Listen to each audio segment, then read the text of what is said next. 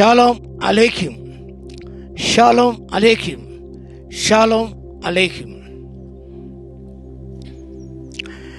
ఎదిగిన మొక్క plant full grown. లేఖన భాగం 144వ దావీదు కీర్తన 12వ వచనం. Sam number 144 verse 12. మా కుమారులు తమ యౌవన కాలమందు ఎదిగిన మొక్కల వలె ఉన్నారు. మా కుమారులు తమ యౌవన కాలమందు ఎదిగిన మొక్కల వలె ఉన్నారు. Our sons are like plants full grown. మా కుమారులు, మా బిడ్డలు ఎదిగిన మొక్కల వల్ల ఉన్నారని దావీదు భక్తుడు ప్రభుని అతిశయ కారణంగా ఆయన ఇక్కడ గొప్ప సత్యాన్ని అందిస్తున్నాడు. ఎదిగిన మొక్కలు. ఇక్కడ మనం చూస్తున్నాం బ్యాక్గ్రౌండ్లో ఒక ఎండిపోయిన చెట్టు, ఎండిన మొక్క, అది ఆడిపోతున్న ఆకులు వాడిపోయినాయి.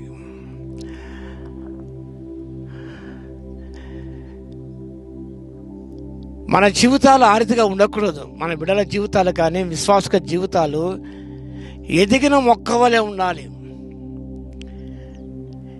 ఎదగని మనసులు మనకు కనిపిస్తాయి, ఎదగని ప్రేమలు మనకు కనిపిస్తాయి, ఎదగని వ్యక్తులు మనకు సమాజంలో తారసపడుతుంటారు. వారి ద్వారా కుటుంబానికి కానీ వారికే ప్రయోజనం ఉండదు, కుటుంబానికి కూడా, సంఘానికి, సమాజానికి కూడా ప్రయోజనం ఉండదు. వారు ఎదిగిన వారు కాదు. యేసు ప్రభు జీవితాన్ని గమనించినప్పుడు యేసు ప్రభు జ్ఞానమందును వయస్సును దేవుని దాను ఎదిగిన వ్యక్తి, ఆయన వర్ధిల్లిన వ్యక్తి. In all things Christ is fully grown. అన్ని విషయాల ప్రభు ఎదిగిన వాడుగా ఉన్నాడు. ఆయన మాటలు, ఆయన చేతుల క్రియలు ఇవన్నీ కూడా ఒక పరిపక్వం కలిగిన, ఆత్మీయ పరిణితి కలిగిన వ్యక్తిగా అవన్నీ కూడా ఆయన మనకు కనిపిస్తాయి. ఈనాడు ఎదగని మనుషుల ద్వారానే సమస్యలు మనకు వస్తున్నాయి. ఆత్మీయంగా ఎదగిన వారు ఉన్నారు. నువ్వు ఎదగాలి క్రీస్తులో. అప్పుడు పౌలు చెప్తా, ప్రేమ కలిగి సత్యం చెప్తూ క్రీస్తు వలె ఉండకు మన అన్ని విషయంలో ఎదుగుదుము. ప్రేమ కలిగి సత్యం క్రీస్తువులో ఉండటానికి అన్ని విషయాలు కూడా, ఒకటి కాదు, రెండు కాదండి, everything should grow in Christ. క్రీస్తులో ఎదగాలి నీవు. బైబిల్లో వ్యక్తి మనకు కనిపిస్తాడు. లూకా సువార్త 19వ అధ్యాయం 1-10 వచనాల్లో జక్కయ్య వ్యక్తి మనకు కనిపిస్తాడు. జక్కయ్య మాటకు పవిత్రుడు అర్థం.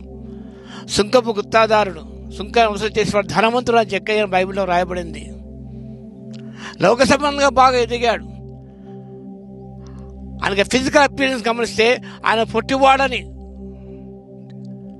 పొట్టి జక్కయ్య అంట, పొట్టివాడు ఆయన. ఆత్మీయంగా ఎదగని వ్యక్తిగా జక్కయ్య ఉన్నాడు. ఆత్మ ఎదగిన వ్యక్తి కాబట్టి స్వార్థ చింతతో ఉన్నాడు. He was not God centered. He was self-centered person.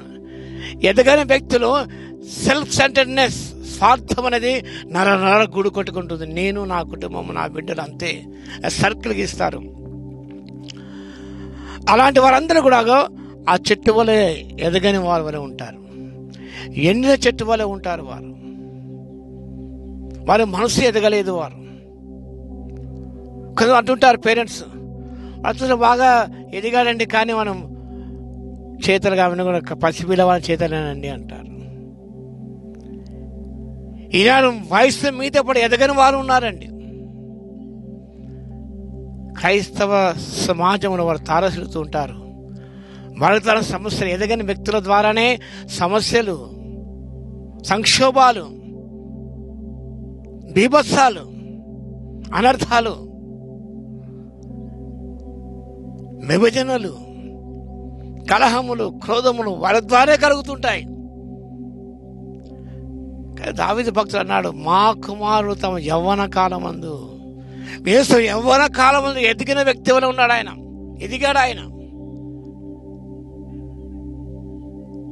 a perfect person who lived on the surface of the world. అన్ని ఎదిగిన వాడు ఆయన, ప్రేమలో ఎదిగిన వాడు, సత్య చెప్పులో ఎదిగిన వాడు ఆయన.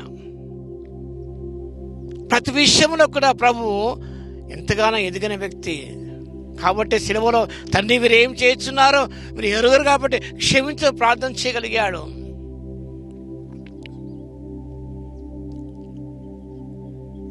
మన జీవితం ఏదిగా ఉన్న ఎదుగు బతుకులేని జీవితం ఏమాత్రం జీవితం కానే కాదు. ఇంకా నేను ఆ పొట్టితనం అని ఉన్నదేమో,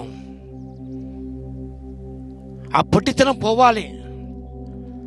నేను దెబ్బలను దేవవృక్షం వల్లే ఎదగాలి. నీవు అంటే ఆత్మీయంగా అంతగాను పైకి ఎదగాలని దేవుడు కోరుతున్నాడు. అది ప్రభుకు ఆశయం ఉన్నది. కానీ మనం లౌకికంగా జీవిస్తూ మనం ఉన్నాం. ఎప్పుడైతే జక్కయ్య యేసు ప్రభుని చేర్చుకున్నాడో ఆయన ప్రభులో ఎదగడం ప్రారంభించాడు. సత్యం చెప్పాడు, ప్రేమ కలిగి ఉన్నాడు. ఆయన నా ఆశ్రితంగా బీదలకు ఇస్తానన్నాడు. Shows the love has grown in love. నేను అన్యాయంగా తీసుకుని 400 చెల్లిస్తానన్నాడు. It's confession. ఎప్పుడైతే ప్రభువును చేర్చుకుంటామో హృదయంలోనికి, ఆధిపత్యం ఆయనకు అప్పగిస్తామో మన జీవితాలు ఎదగడానికి ప్రారంభిస్తాయి. ప్రభు చేర్చుకునే వ్యక్తి ఎదగని వ్యక్తిగానే ఉంటాడు, ఎదగని వ్యక్తిగానే చనిపోతాడు. ఏం ప్రయోజనం ప్రభువును జీవితం ఇచ్చి? కాబట్టి ప్రియులారా, జ్ఞాపకం చేసుకుందాం. ఎదిగిన వ్యక్తి వలె ఉంటావా, ఎదగని వ్యక్తి వలె ఉంటావా? సైతాను బిడ్డలందరూ కూడా సైతాను ఎదగని వారే వారు. మరి మనసు ఎదగదు, ఏది వారు ఎదుగుదల ఉండదు. ప్రభు నమ్ముకున్న బిడ్డలు, ప్రభు అనుసరిస్తున్న బిడ్డలు, దేవుని ఆత్మను పొందుకున్న బిడ్డలు అన్ని విషయాలు కూడా వారు ప్రభువులో ఉండటానికి ఎదుగుతారు. వారు ఆకాశం హద్దుగా ఉంచుకొని వారు ఎదుగుతారు. వాళ్ళను ఆత్మీయంగా ఎదగాలన్నదే దేవుని కోరిక, దేవుని ఆశయం, దేవుని ప్రార్థన. ఈరోజు నీ కోరిక తండ్రి కృపాశలను గుర్తునేస్తాయా అని విజ్ఞాపన చేస్తున్నాడు. Let my child grow in all respects, in all aspects. నా బిడ్డ అన్ని విషయాలు ఎదగాలి. నా బిడ్డలు ఎదుగు అన్ని విషయాలు ఎదిగి ఉన్నారు. నా సంఘము అన్ని విషయాలు ఎదిగి ఉన్నది. నా కుటుంబము సార్వత్రిక కుటుంబము ఎస్ అంటాడు. అన్ని విషయాలు ఎదిగి ఉన్నది. ప్రభు సంతోషిస్తాడు, ఆనందిస్తాడు. నా ప్రయాసం వ్యర్థం కాలేదు, త్యాగం వ్యర్థం కాలేదని యేసు ప్రభు ఎంతగానో సంతోషించి ఆనందించే దేవుడే ఉన్నాడు. కాబట్టి తలవంచని ప్రార్థన చేసుకుందాం. మహాగరుడ మహోన్నత యేసయ్య, మీకు వందనాలు, స్తుతి స్తోత్రాలు నాయన. ఎదగని మొక్కవలే ఉన్నాము, ఎండిన మొక్కవలే ఉన్నాము. ఒక్కసారి జ్ఞాపకం చేసుకొని మా తండ్రి, ఎదుగు బదుగులేని జీవితాల వ్యర్థము కాబట్టి నాయన, ఆత్మవిషయాలు ఎదగాలి కాబట్టి తండ్రి, ఏ విషయాలు మేము ఎదగలేదు, వెనకబడి ఉన్నామో వాడు సరిచేసుకొని తండ్రి, మీ వల్ల అన్ని విషయాలు ఎదిగే కృపను ప్రతి బిడ్డకు దయచేయండి.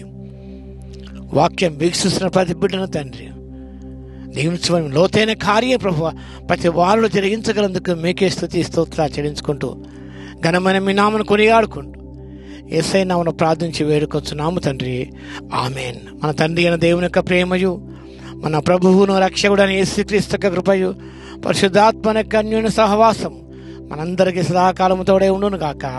ఆమేన్.